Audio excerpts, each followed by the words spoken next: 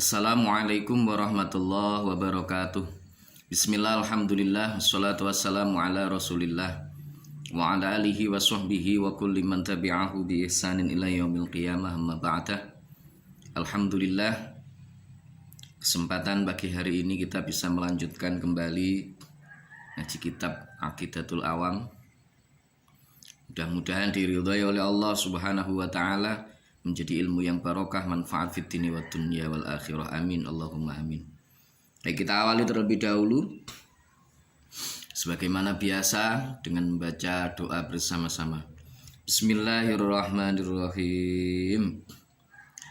Nawaitu ta'alluma li naili ridallahi wa izalatil jahli an nafsi wa khairihi wa li syukrin ni'mati wa li ihya'id dini biniyatin shadiqatin ma'at tawakkuli. Nawaitu ta'alluma li naili ridallahi wa izalatil jahli an nafsi wa khairihi wa li syukrin ni'mati wa li ihya'id dini biniyatin shadiqatin ma'at tawakkuli.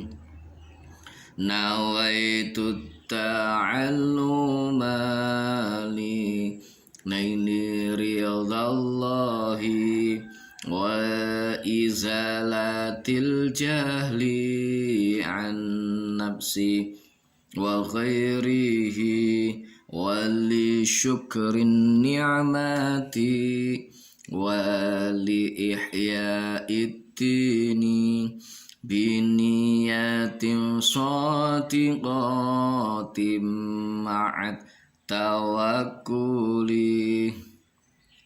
Bismillahirrahmanirrahim. Ila hadratin Nabi Mustafa Rasulullah Muhammadin sallallahu alaihi wasallam wa ala alihi wa azwajihi wa dhurriyyatihi junudihi wa ansarihi jamil ikhwani minal anbiya wal mursalin wal awliya wa syuhada was sholihin wal khulafai rasyidin wal ulama'il amilin jami'il malaikatil muqarrabin wa nakhussu husan la hadrati jami'i masyayikhina masyayikhil kiram wa asatidina asatidil kiram jami'il musannifin wal muallifin khususan khassa ila hadrati muallif hadzal kitab Syekh Ahmad Al-Marzuki wa jami'i talamidina sya'ulillahi ta'ala lahumul fatihah. A'udzu billahi minasyaitonir rajim.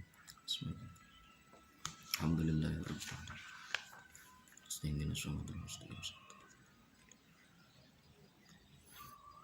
Bismillahirrahmanirrahim.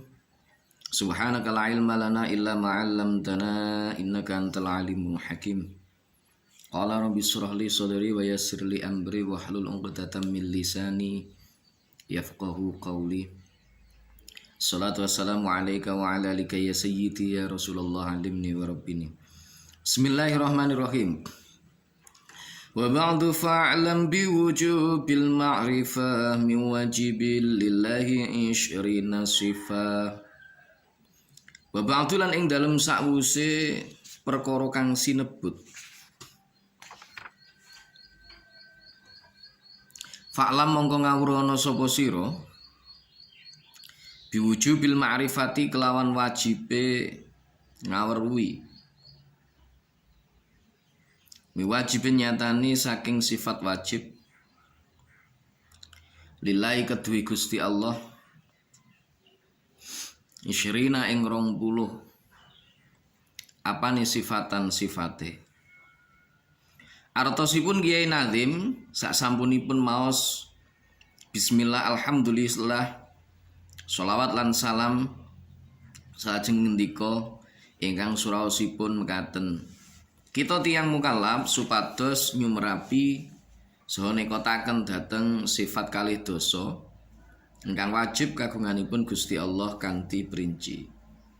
Kranten nyumrapi saha nekotaken sifat kalih dosa ingkang wajib kagunganipun Gusti Allah punika wajib tumrap tiyang mukallaf. Jadi setelah mu'allif hadzal kitab, pengarang kitab ini, beliau membaca basmalah, membaca sholawat, membaca hamdalah. Lantas kemudian beliau melanjutkan dawuhnya itu. Ba'du fa'lam biwujubil ma'rifah miwajibin lillahi 'ishrina sifah. Kita diwajibkan untuk mengetahui bahwa setiap orang mukallaf itu ya orang yang sudah akil baligh, orang yang sudah diwajibkan untuk mengikuti seluruh tuntunan-tuntunan yang ada di dalam petunjuk-petunjuk syariat, sudah dipaksa untuk manut kepada tuntunan-tuntunan syariat yang ada, untuk mengetahui bahwa setiap orang itu wajib untuk tahu bahwa Allah Subhanahu wa ta'ala itu memiliki sifat wajib, jumlahnya ada 20. Jadi sifat wajib Gusti Allah ada 20. Kita sebagai orang mukallaf wajib untuk tahu itu, tidak boleh tidak. Bagaimana seandainya kita tidak tahu? Wis mukallaf, sudah akil baligh, tapi kita tetap tidak tahu sifat wajibnya Allah 20 itu, wujud kita bakok mukhalafatul hawadisi qiyamuhu binafsihi, wahdaniyah, kudrah, iradah, ilmu, hayat, sama, basar, ila akhir nih, nggak enak ngerti misalkan, tetap nggak tahu. Atau kita tahu 1, 2, 3, tetapi 4, 5, 6 dan seterusnya kita nggak tahu. Bagaimana itu? Maka kalau kita kembali kepada dawuh dari Syekh Imam Ibnu Arabi dan juga Syekh Sanusi, itu beliau mengatakan orang-orang yang mukallaf tidak tahu tentang sifat wajibnya Allah, aqaidil khamsin tidak tahu sifat wajibnya Allah 20, sifat muhalnya Allah 20, sifat jaiznya Allah ada 1, sifat wajibnya Rasul ada 4, sifat muhalnya Rasul ada 4, jaiznya Rasul ada 1, yang kemudian kalau kita jumlah semuanya aqaidil khamsin, aqaid 50, itu kok nggak ngerti beserta dengan dalilnya, baik itu dalil ijmali maupun dalil yang sifatnya tafsili. Maka kalau kita kembali kepada apa yang didawuhkan oleh Syekh Ibnu Arabi dan Syekh Imam Sanusi, maka hukumnya itu kafir. Nggak cukup sekedar taklid, nggak cukup. Guys, jadi pengarang kitab Aqidatul Awam ini beliau menyatakan bahwa Allah Subhanahu wa ta'ala memiliki sifat wajib 20. Kita lanjut. Soal pundi rupinipun sifat kalih dosa ingkang wajib kagunganipun Gusti Allah punika? Jawab, rupinipun nggih punika sifat setunggal sifat wujud. Tegesipun Gusti Allah punika mesti wonten kalih sifat kidam, tegesipun Gusti Allah punika rumiyin boten mawi kawitan. 3 sifat bakok, tegesipun Gusti Allah punika langgeng tanpa risak. Sekawan sifat mukhalafatul hawadis, tegesipun Gusti Allah punika nulayani dateng sedaya makhluk saking sedaya arah-arah. Dene syayatipun nggih punika fallahu mawjudun qadimun baqi mukhalifun lil khalqi bil itlaqi. Fallahu mongkau tai Gusti Allah, fallahu mongkau tai Gusti Allah iku mawjudun zat kang wujud sapa Allah, qadimun tur zat kang dingin sapa Allah, Baqi tur zat kang langgeng sapa Allah. Mukhalifun tur zat kang nulayani sapa Allah. Utawa beda ya kena. Nulayani ki beda padha. Lil khalqi maring makhluk. Bil itlaqi kelawan mutlak. Ai min ayyi jihah. Nah, apa saja sifat-sifat wajib bagi Allah Subhanahu wa taala itu? Ini nazam yang selanjutnya, fallahu mawjudun qadimun baqi mukhalifun lil khalqi bil itlaqi. Jadi ada 20 itu sing pertama, Allah itu punya sifat wujud. Allah itu ada. Jadi Allah itu ada. Wajib percaya itu. Loh, kita kadang-kadang kan ada yang mikir, loh kalau Allah itu ada, kita kok nggak pernah ketemu sama Allah? Kita kok nggak melihat Allah? Kita kok nggak tahu Allah itu warnanya apa? Dan lain sebagainya. Ini pertanyaan yang cukup rumit untuk dibahas. Karena pada dasarnya setiap yang wujud itu biasanya bisa untuk dilihat atau bisa dirasakan. Kita melihat misalkan gunung itu ada wujudnya. Sepeda itu ada, mobil itu ada, manusia itu ada wujudnya.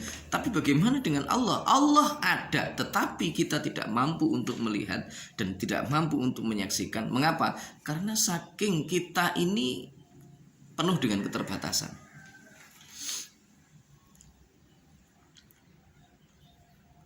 Jadi kita ini penuh dengan keterbatasan. Coba, sesuatu yang menurut kita itu tidak ada. Itu yang menurut kita memang nggak ada. Tapi kadang-kadang kan ada sesuatu yang sebenarnya ada, tapi kita nggak tahu bahwa itu ada. Contoh, kita berada di tempat yang terang, udara ini kan nggak kelihatan. Dia menempati ruang juga sebenarnya, tapi mata kita kan tidak mampu untuk melihatnya. Ini karena keterbatasan kita. Sama dengan misalkan ketika ada cahaya yang sangat terang ada di dekat kita, kita mau melihat, mata kita silau. Kenapa? Silau karena berkas cahaya yang masuk ke dalam mata kita itu tidak mampu dikontrol oleh pupil, sehingga kemudian menyebabkan justru kita tidak bisa melihatnya. Nah, padahal Allah itu Allahu nurus samawati wal ardh. Jadi Allah Subhanahu wa taala itu cahaya langit, cahaya bumi. Gak ada yang lebih terang dari cahayanya Allah. Bahkan wujud yang ada di dunia ini, kalau seandainya itu semua tanpa ada nurullah, itu tidak akan pernah wujud di dunia ini.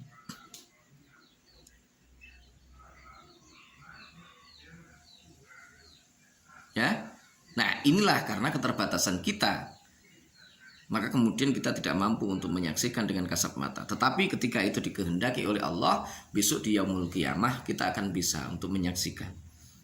Nanti wujuhu yauma idzin nadhirah ila rabbiha nadhirah. Jadi besok wajah-wajah orang-orang yang beriman itu semuanya akan memancarkan sinar cahaya keimanan mereka, dan ketika mereka masuk ke dalam surga, kenikmatan yang terbesar adalah ketika dia menyaksikan zatnya Allah Subhanahu wa ta'ala. Tapi bagaimana itu? Wallahu a'lam, kita nggak tahu. Yang penting kita iman, karena wilayah ini adalah wilayah keimanan. Sesuatu yang tidak mampu untuk kita jangkau dengan akal kita, nggak mampu untuk kita argumentasikan dengan akal kita, maka semuanya itu harus kita kembalikan kepada Allah, dan kita harus iman serta percaya kepadanya. Kalau tidak, kita bisa jatuh kepada kekafiran. Yang kedua adalah sifat kidam. Allah itu kidam. Kidam itu bagaimana? Allah itu maha dahulu, tidak ada yang lebih dahulu daripada Allah. Kapan awal mulanya Allah? Tidak tahu. Karena Allah tidak punya awal. Allah itu zat yang tanpa awal, tanpa akhir.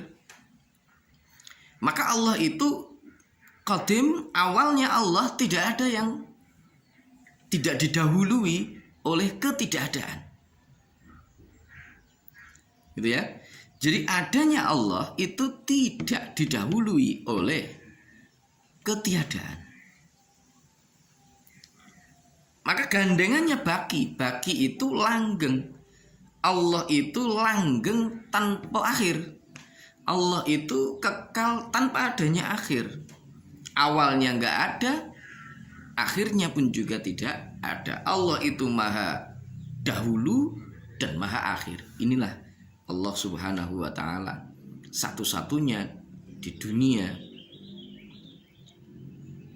tanpa ada duanya, yang maha di atas maha segala-galanya. Itu hanya Allah Subhanahu wa ta'ala. Karena itu kita harus percaya, iman ini gak boleh tidak. Bagi mereka yang belum beriman, bagi mereka yang tidak iman kepada Allah mengenai hal ini, maka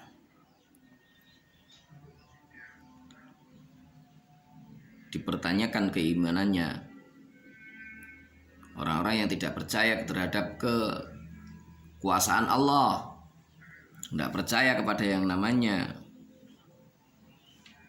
takdirnya Allah Subhanahu wa ta'ala, tidak percaya kepada yang namanya qada dan qadar, tidak percaya kepada yang namanya kekekalan Allah, qadimnya Allah dan lain sebagainya, maka mereka tidak bisa dikatakan orang-orang yang beriman kepada Allah.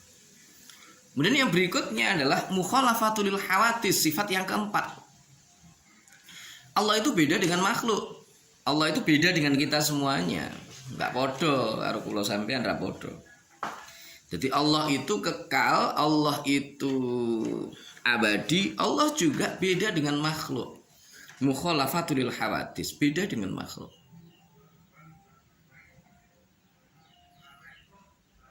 Kita ini butuh ruang, kita itu butuh tempat.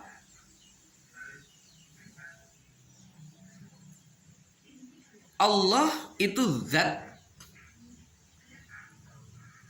yang maha kekal, yang tidak sama dengan makhluk, tidak sama dengan kita, gak punya tangan seperti kita, tidak punya mata seperti kita. Walaupun Allah itu sudah mentahbiskan diri di dalam Al-Qur'an, yadullahi fauqa aydihim, tapi jangan diartikan bahwa tangan itu sama dengan tangan kita. Kalau kita mengartikan seperti itu, ya berarti kita masuk pada tajasum, dan kalau tajasum itu ya masuk menyimpang itu. Ya kita hanya sebatas iman bahwa Allah Subhanahu wa ta'ala itu sebagaimana Al-Qur'an, yadullah, punya tangan, tetapi dia tidak punya tangan sebagaimana tangan kita. Tangannya ada seperti apa? Wallahu a'lam bishawab. Kita hanya percaya ayat itu. Ar-Rahmanu 'alal arsyistawa, Allah itu bertempat di atas aras, tetapi jangan dibayangkan Allah itu duduk sebagaimana kita duduk. Jangan dibayangkan pula Allah itu kemudian mengambil tempat sebagaimana tempat kita atau yang seperti apa. Itu nggak usah, karena itu nggak akan pernah sama. Itu tidak boleh kemudian kita melakukan atau menyatakan hal-hal yang seperti itu. Allah beda dengan kita. Allah itu punya sifat alim, kita pinter. Nah itu kalau kita mengakui bahwa alim itu milik kita, berarti nyaingi Gusti Allah, ya nggak oleh. Allah itu maha melihat, berarti kita tidak bisa melihat kita karena dilihatkan oleh Allah. Makanya sami itu bisa milah, aku mendengar ya krono sifat sama Gusti Allah sing dititipne nanggon aku.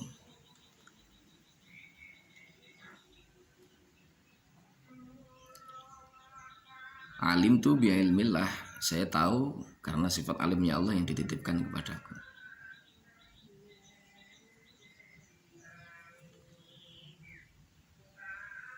Sami'tu bisam'illah, saya mendengar karena sifat samanya Allah yang dititipkan kepadaku. Nah, disinilah kita harus paham itu Allah nggak sama dengan kita. Allah itu mukhalafatul hawadis. Allah itu beda dengan makhluk. Karena itu jangan menyamakan Allah Subhanahu wa taala dengan kita. Karena seperti apapun kita, seperti apapun hebatnya makhluk, itu tidak akan pernah menyamai Allah Subhanahu wa taala. Jelas itu di dalam Al-Qur'an juga disebutkan.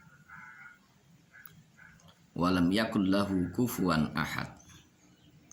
Tidak ada yang menyamai Allah sesuatu pun di dunia ini. Nggak ada, sama sekali nggak ada yang bisa menyamai Allah Subhanahu wa ta'ala. Nah, karenanya sebagai seorang mukmin, maka 4 sifat yang pertama ini harus betul-betul kita pahami, kita hafalkan, kita jaga. Kita jaga dalam artian bahwa kita yakin seyakin-yakinnya bahwa Allah itu ada. Kalau kita yakin bahwa Allah itu ada, maka tidak akan ada keputusasaan dalam diri kita. Selama kita hidup, kita tidak akan pernah merasa putus asa. Mengapa? Karena selalu ada harapan di situ. Allah mboten sare. Kadang kita itu kena masalah sedikit aja wis nglindor, pikirane wis ngene-ngene dan seterusnya, kita mau ini itu dan seterusnya wisan. Padahal Allah Subhanahu wa taala sedang menguji kita. Kalau kita betul-betul yakin bahwa Allah itu qidam, Allah itu zat yang maha dahulu, tidak ada yang lebih dahulu dari Allah Subhanahu wa taala, maka kita juga tidak akan pernah merasa sombong ketika kita ini unggul dibandingkan yang lain. Dalam artian udah ilmu sidik utawa dikai bondo sing rada akeh. Karena kita tahu betul bahwa ternyata semua itu adalah pemberian dari Allah Subhanahu wa taala. Mudah-mudahan bisa bermanfaat khususnya bagi pribadi saya, umumnya bagi kita semuanya. Dan mudah-mudahan kita senantiasa terus ditingkatkan keimanan kita, hati kita dijaga oleh Allah Subhanahu wa taala sehingga kita menjadi orang-orang yang selamat. Selamat fid dini, selamat fil akhirah. Selamat dunya, selamat akhirat, selamat nang agama. Dan terakhir mari kita tutup dengan berdoa bersama-sama. Mudah-mudahan ilmu yang kita pelajari bisa barokah, manfaat fid dunya wal akhirah. Bismillahirrahmanirrahim. Allahumma anfa'na bima 'allamtana wa 'allimna ma yanfa'una wa zidna ilma wa na'udzu bika min hali ahli an-nar. Alhamdulillahi ala kulli hal. Allahumma anfa'na bima 'allamtana wa 'allimna ma yanfa'una wa zidna ilma wa na'udzu bika min hali ahli an-nar. Alhamdulillahi ala kulli hal. Allahumma anfa'na bima 'allamtana wa 'allimna ma yanfa'una wa zidna ilma wa na'udzu bika min hali ahli an-nar. Alhamdulillahi ala kulli hal. La taufiq wal hidayah wa min rasul sallallahu alaihi wasallam asy-syafa wa tarbiyah wa min al-khaws radhiyallahu an an-nadrah wal barakah wal karamah Assalamualaikum warahmatullahi wabarakatuh.